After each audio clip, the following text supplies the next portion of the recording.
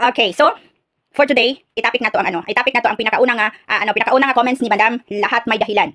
Ang iyang comments, ma'am, may age limit po ba?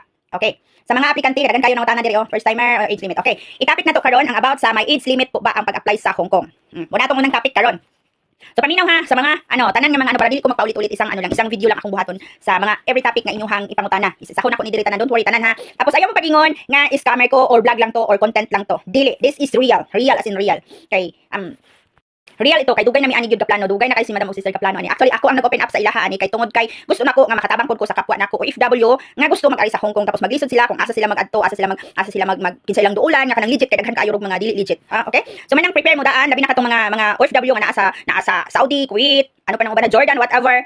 Kana at least maka-prepare mo kay kung gusto ninyong mag-anhi dinhi kay legit yun isa pa wala may problema kay na ako mag-guide sa inyo ha, na ako diri mag-guide sa inyo ha, na apoy mo guide ninyo sa Pilipinas, depende na lang kung unsay sabot namo ani sa ako ang amo, either ba muli ko Pilipinas para mag-assist dito sa inyo ha, tapos mobalik ra pud ko diri para ma-assist mo dinhi, depende na lang kung unsay sitwasyon, basta ang plano namo mao ni siya.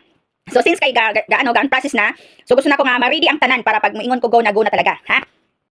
Okay, and then so unang i-topic nato ni ang kanang may age limit ba. Okay. Sa mga baguhan, mga first time gyud mag-abroad or first time gyud mag-abroad nga mosulod diri sa Hong Kong, probably may mga employer nga dili arti sa age. May mga employer nga dili arti sa age, pero mayroon ding mga arti sa age nga mag-required sila age nga ingana. So for me much better katong mga first timer start 24 until 38. Mas magandang age yan na papasok kayo dito. Taas na gani ka ng 38 basta mga first timer. So ikaw nga ang imong age medyo bata-bata pa. Sige na, go na. Ayaw pagkahadlok kay na ako. No matter what happen na ako. Pwede ta mo i-assess in case na may problema sa inyohang amo. Walay problema nga dili masulbad kung istoryahon, kung pangitaan og solusyon. Oo, mo na siya. Tapos, mga next dayon sa mga ex-abroad, like, nakatrabaho na mo og Dubai, Kuwait, Saudi Arabia. Habot ni ma'am, gikan ex-abroad ko, gikan ko sa Okay, sa mga ex-abroad, ang age limit, I think, sa Hong Kong, kami medyo arty good sila. Basta mga Chinese, mga arty na sila, guys.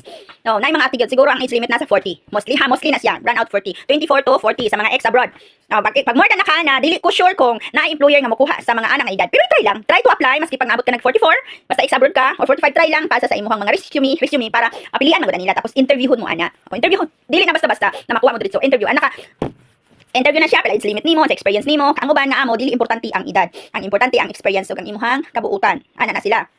So ayaw kagool kung taas na imong edad Pero mas maayo magud ang katanon pa mag-start nag-abroad kay kusgan pa. Wala mi nang ang kuan bitaw ang advantages ang ato ang kusog ba. Dili nakita atong mga bukog sa badha. Dili wi katong lawas kung bata patawal sa na Muslim ang diri ang trabaho jud is bata. Bata gid mostly diri daghan kay diri magpabantay bata. Halos diri bata ug gamay kayo ang mga tigulang kay mga tigulang dili man kabalo og kanang English so Cantonese sila. So dito na sila makuha sa mga taga Indonesia. So yun ha, sa mga nag-comments about sa may age limit ba? Ito natubagan ako si ma'am lahat may dahilan. Kinsa pa to nag-age limit? Si Ma'am Divian Pabia. How to apply ma'am? No age limit ba? Mamaya atong i-tackle how to apply. So diri sa ta sa no age limit. Diri sa ta sa age limit. Ha? Diri sa ta dawat po ba ang edad ma'am 44? Kung ex-abroad ka, try ma'am. Pero pag first time ka nga 44 na ka, wag na. Sayang ang imong effort. Dili ko kabalo kung pwede pa siyang mopasok ang first timer sa Hong Kong na 44. Pero kung ex-abroad ka gikan ka sa laing lugar, pwede. Tapos next natong i-topic is no placement fee ba? Ma'am, no placement fee ba, ma'am? Okay, so muna akong i-topic next.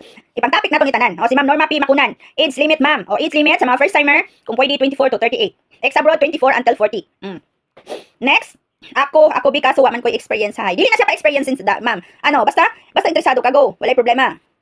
Maski unsa pa na imuhang kuan, walay problema. Okay, sana natubag na nakutan ng mga nangutan na ha. Tapos, ano pa isa? Ma'am, 45, pwede pa ba Nelin lang og Nalyo? Okay, Ma'am Nilin, 45 years old na ka, ex-abroad ka ba ma'am or first timer? Ex-abroad ka, try lang, pero less na kayo nag-opportunity, kay 45 na. Kung first timer ka mag-abroad, dili na siya pwede, taas na kayo na siyang edad. Kaya murag ang atong mga Power Ranger na maglisod na as domestic helper sa Hong Kong. Sa mga ex-abroad, sorry, sakit akong tutunan. Sa mga ex-abroad, 24 to 40, try ninyo. Or 40 to 43, 44, sige, try ninyo. Walay problema. Maghatag lang mo og kuan, Mali mo wata kabalo kung unsay gusto sa custom sa employer kay lahi ang tao man gud lahi ang mga Chinese lahi. Sana natubag na ko ang mga pangutana about sa age limit. So mag-topic na pud tag next para daghan ang matubag.